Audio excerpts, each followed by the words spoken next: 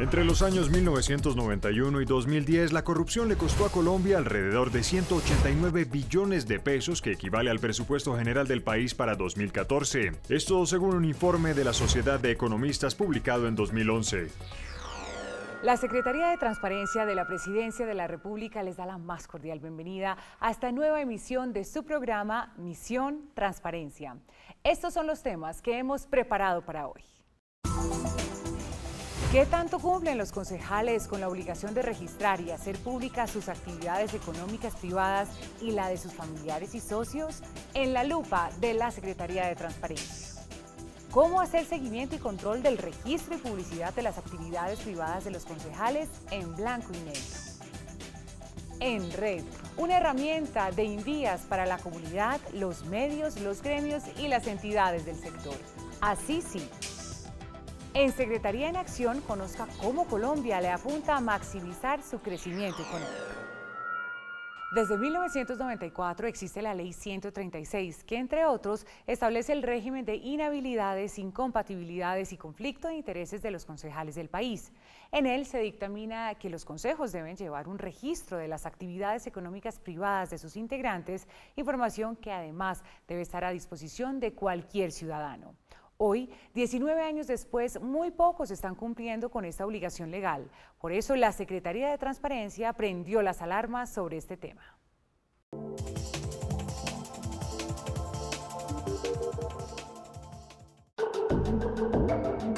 Los consejos llevarán un registro de intereses privados en el cual los concejales consignarán la información relacionada con su actividad económica privada.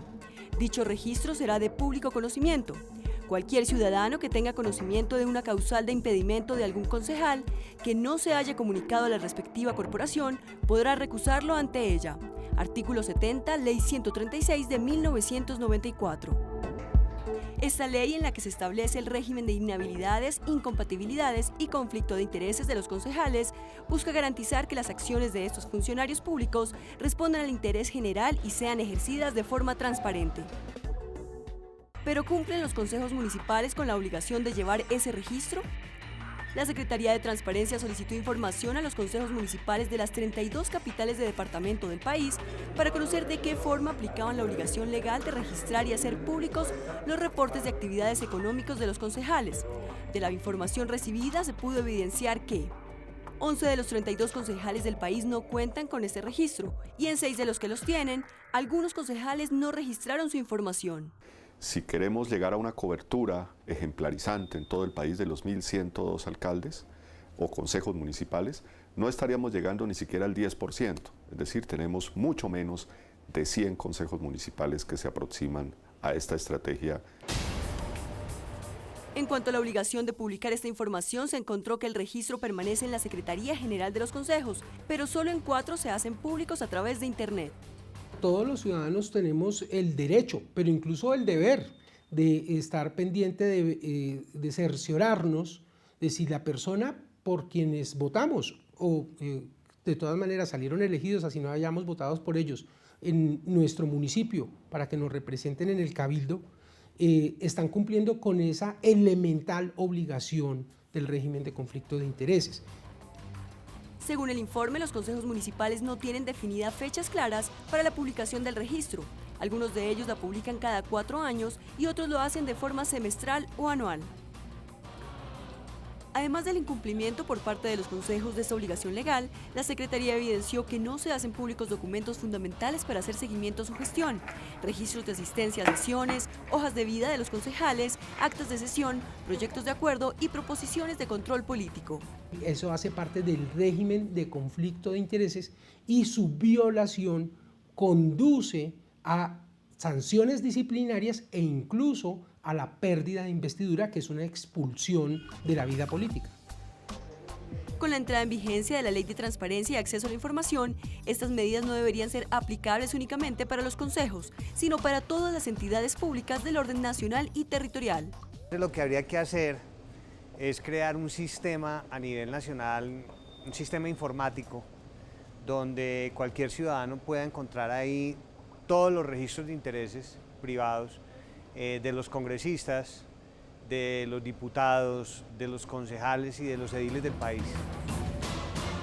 La Secretaría de Transparencia, el Departamento Administrativo de la Función Pública y FENACON trabajan en la construcción de un formato único para el registro de intereses privados de los concejales que sirva de guía para el cumplimiento de esta obligación legal.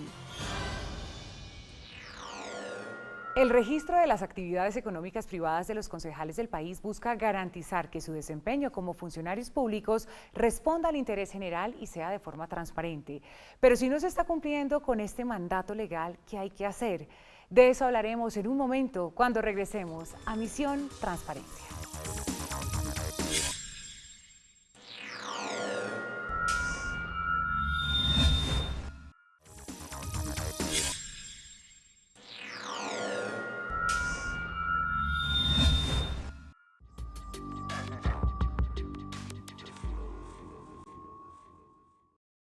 Estamos de regreso en Misión Transparencia, el programa institucional de la Secretaría de Transparencia de la Presidencia de la República.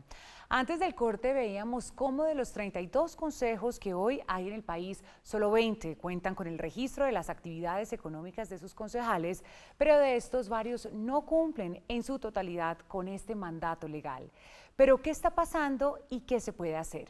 De esto hablaremos con el doctor Edgar Polo, director de la Federación Nacional de Consejos, y el doctor Iván Casas, asesor de la Secretaría de Transparencia de la Presidencia de la República. Bienvenidos, gracias por acompañar. Muchas gracias. El informe de la Secretaría de Transparencia dice que 11 de los 32 consejos del país no cuentan con el registro. ¿Por qué pasa esto si la norma está desde hace 19 años, doctor Polo? A ver, Bianca, es lo siguiente, ya nosotros hemos hecho un balance acerca del cumplimiento de la normatividad que existe frente a este tipo de registros. El registro de privados, literalmente, hace alusiones a que los concejales tengan que exponer sus bienes frente a lo público. Aparte de eso, la norma no nos da unas garantías muy primarias, como por ejemplo salvaguardar a quienes tienen cierta capacidad económica, que lógicamente son muchos concejales en el país, frente a los problemas que existen en diferentes municipios alterados en orden público, como por ejemplo donde literalmente hoy en día todavía gobiernan las FARC, o municipios donde la delincuencia aún es notoria. Esto hace que nosotros lleguemos en un momento a temer por darle cumplimiento a esta normatividad en aras a preservar nuestra propia integridad o nuestra propia vida o la de nuestra familia. Nosotros tenemos claro de que al momento de nuestra posesión como concejales hay una obligación que tienen, lógicamente, de allegar una documentación, y dentro de esta documentación hay uno que se llama la declaración juramentada de bienes. Eso forma parte de un acto de publicidad y es en ese momento donde nosotros hacemos público, solamente en ese momento. Ya después lo dejaremos publicado en cartelera durante cierto tiempo mientras comienza el periodo de sesiones ordinarios, y una vez ya se haya materializado los diferentes proyectos, procedemos a desmontar la información primaria, que es la que se refiere al concejal, y de ahí en adelante comenzamos entonces ya a publicar los actos propios del Consejo Municipal, los proyectos de acuerdo y todo lo demás. Tenemos claro, sí, como tú lo decías, Bianca, que muchos no están cumpliendo con esta normativa. Tenemos identificado en nuestra base de datos de los 1.102 consejos municipales del país que hay alrededor de un 30% a 40% que no está cumpliendo con esta normativa. Eso es cierto. Sí. Ante eso nosotros ya hemos iniciado algún tipo de acciones en la cual les indicamos a ellos de que existe una obligación legal, de que si nosotros no cumplimos con esta obligación legal, estamos desatendiendo un mandato y por lo tanto estamos viéndonos abocados a una sanción disciplinaria. El informe de la Secretaría de Transparencia dice que 11 de los 32 consejos del país no cuentan con el registro.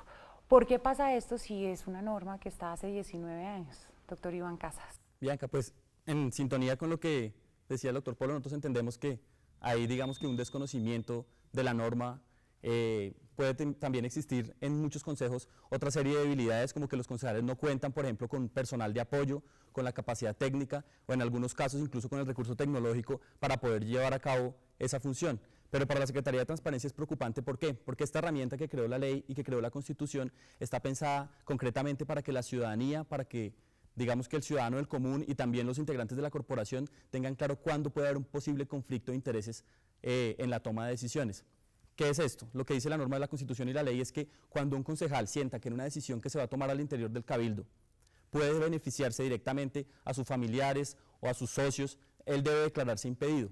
La única forma de que tanto sus colegas como la ciudadanía sepa que él debe declararse impedido es que exista un registro donde quede claro cuáles son sus bienes, cuál es su patrimonio, pero también cuáles son sus empresas en las que participa como accionista o cuáles son las empresas en que en compañía de sus socios está participando. Un ejemplo muy sencillo de cómo puede darse un conflicto de intereses al interior de un municipio. El municipio está aprobando, el consejo está aprobando el plan de ordenamiento territorial en el que se determina el uso del suelo, qué puede hacerse o no en un predio, y ese concejal tiene un predio que se va a ver beneficiado, que va a mejorar en su valor, él debería declararse impedido.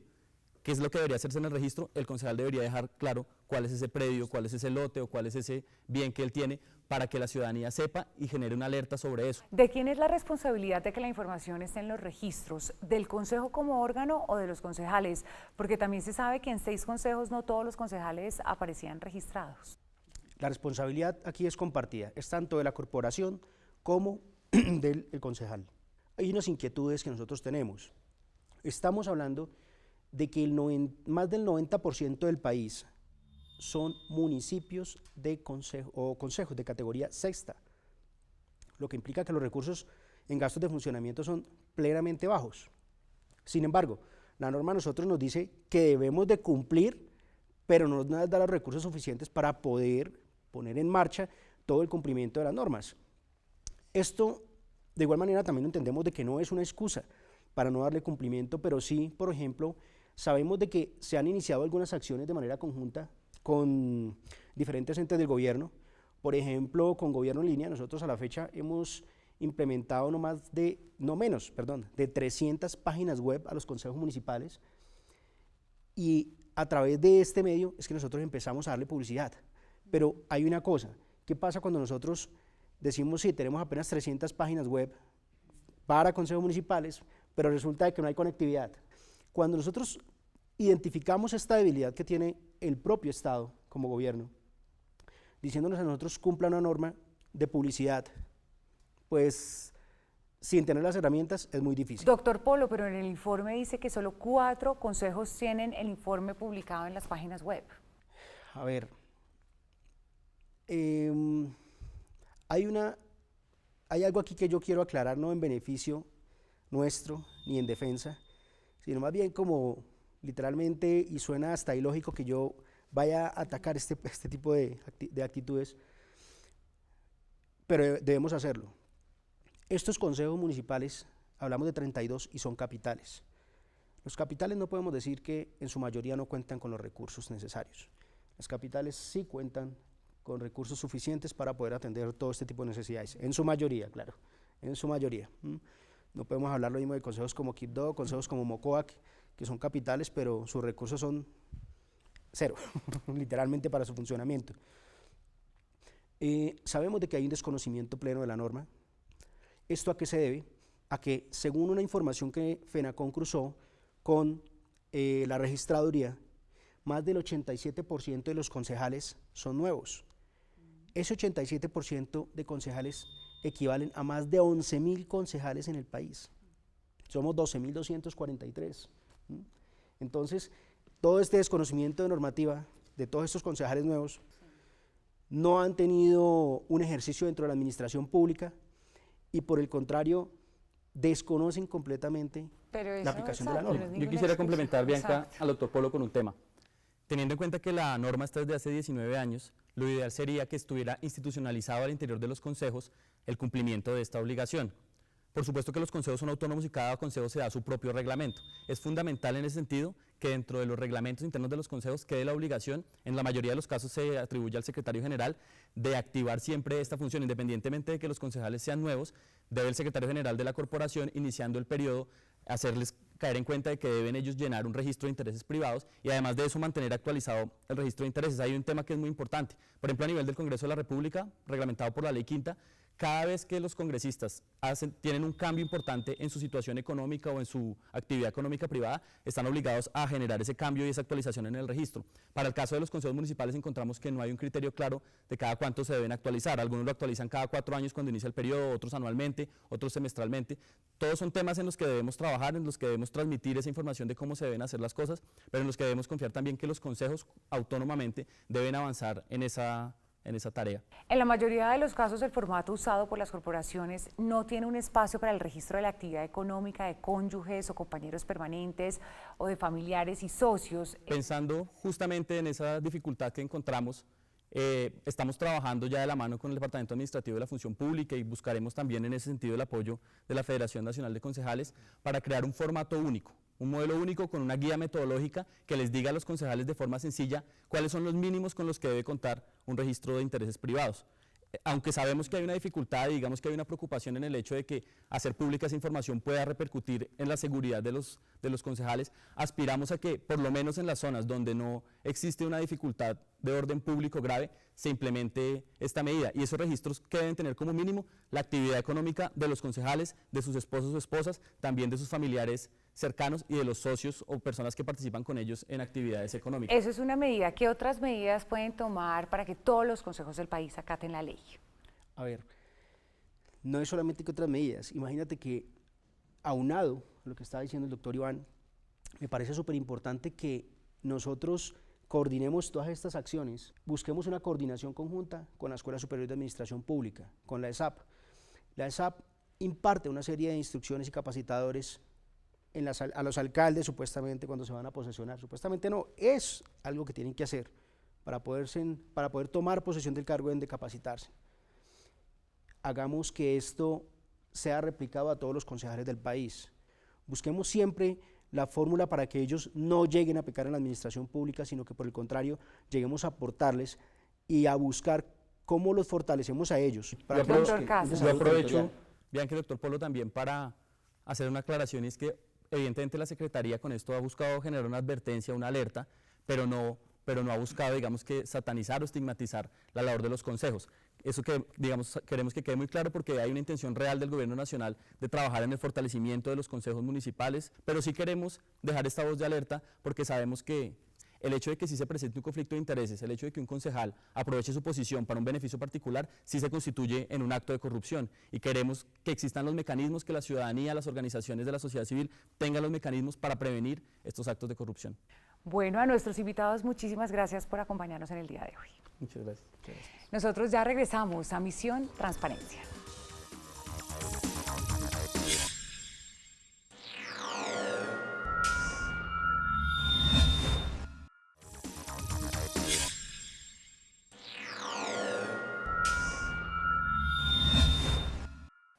Escríbanos sus denuncias a buzón1@presidencia.gov.co.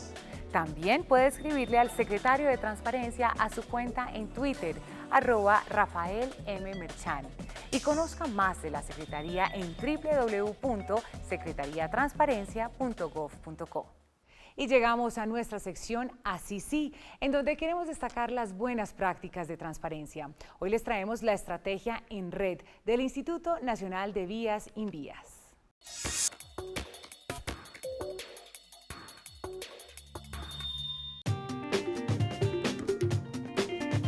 Pensando en mostrar una gestión transparente y que esté ante los ojos de todos, el Instituto Nacional de Vías Invías creó la estrategia En Red, una alternativa que a través de las redes sociales informa los avances de los programas y proyectos, interactuando directamente con los ciudadanos. Estar en contacto con el ciudadano, ofrecerle todas estas acciones y canales de comunicación de doble vía, porque la información para nosotros es transparencia. Realmente lo que queremos es precisamente brindarles toda esta oportunidad del social media para que el ciudadano se comunique con nosotros y para que nosotros podamos contar cómo avanzan las obras y los proyectos de infraestructura del sector transporte. ENRED está compuesta por la mayoría de los medios digitales y redes sociales que facilitan el diálogo en doble vía entre la entidad y su público de interés. El portal www.invias.gov.co es uno de ellos. La entidad, además de Facebook, Twitter y YouTube, cuenta con un canal de televisión por internet que funciona a las 24 horas del día. Durante el primer mes la Web TV tuvo 14.000 visualizaciones. Los países que más nos ven son Colombia, Estados Unidos y España. Lo que hace diferente esta estrategia de pronto de otras estrategias de comunicaciones es que el ciudadano a tan solo un clic y en un solo lugar puede conocer todas las obras de infraestructura con los videos, con los Twitter, con las redes sociales. Tenemos el social media en un solo punto, la Web TV. En ENRED, la información circula adaptándose a cada medio, mostrando el estado de las vías, el avance de los proyectos y noticias de infraestructura, gestión y ejecución. Una estrategia de comunicaciones que le apunta a la transparencia y la legalidad. Con el objetivo de incentivar las buenas prácticas de la economía en el país, Colombia trabaja en el ingreso como miembro a la Organización para la Cooperación y el Desarrollo Económico. Pertenecer a la OCDE contribuirá a la expansión económica de la nación. La Organización para la Cooperación y el Desarrollo Económico, OCDE, es una entidad de cooperación internacional compuesta por 34 países y su finalidad es coordinar sus políticas económicas y sociales. En esa medida, la OCDE es una organización cuyo fin, digamos, es incentivar esas buenas prácticas en países, en economías muy grandes o economías en desarrollo como la colombiana.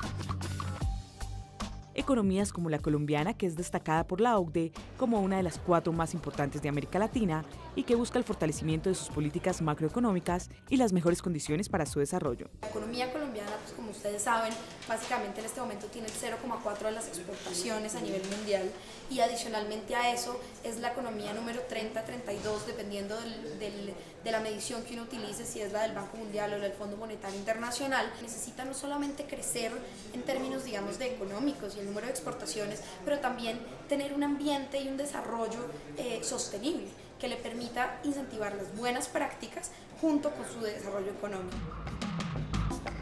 Hoy Colombia hace parte del grupo de trabajo de los países en crecimiento que buscan pertenecer a la OCDE. Para lograrlo debe pasar por 3 fases de evaluación. La evaluación en fase 1 se encarga de revisar el contexto jurídico que tiene el país para luchar contra este delito. La evaluación en fase 2 se encarga de mirar lo que ellos llaman el enforcement y es cómo yo pongo en funcionamiento esos delitos, qué casos tengo andando. Y la fase 3 se encarga de una cosa que ellos llaman awareness raising y es básicamente cómo trabajo con el sector privado para desarrollar, digamos, temas de competencia leal. Colombia en diciembre de 2012 pasó por la primera fase. Como resultado, la OCDE le hizo varias recomendaciones.